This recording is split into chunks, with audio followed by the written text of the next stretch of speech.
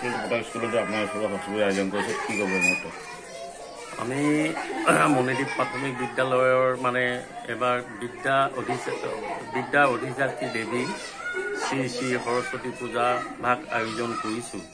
এই পূজা ভাগ আচলতে সমগ্ৰ আমাৰ হিন্দু ধৰ্মাৱলম্বী লোকেই পালন কৰিছে। আমিও সেই বিদ্যাৰ লগত জড়িত। আমাৰ বিদ্যালয়ৰ ছাত্ৰ ছাত্ৰী, অভিভাৱক, শিক্ষক শিক্ষয়িত্ৰী সকলোৱে ইয়াত সহযোগিতা আগবঢ়াইছে আৰু এই পূজা ভাগৰ বিশেষ মহত্ব আছে।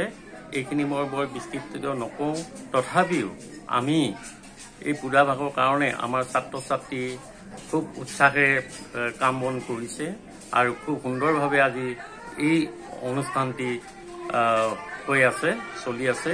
গতিকে ই আমাৰ এটা সৌষ্ঠৱ বৃদ্ধি কৰিছে আৰু সমগ্ৰ দেশৰ লগতে আমিও আজি এই মণিদ্বীপ প্ৰাথমিক বিদ্যালয়ৰ বিদ্যা অধিষ্ঠাত্ৰী দেৱীক আমি যিমান পাৰোঁ যথোপচান্তি চেষ্টা কৰিছোঁ সুন্দৰ হওক এই অনুষ্ঠানটি।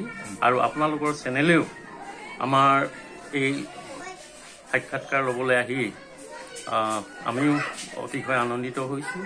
গতিকে আপোনালোকৰ চেনেলকো মই এই চেগতে ধন্যবাদ আৰু কৃতজ্ঞতা জনাই মোৰ বক্তব্য সামৰিছোঁ।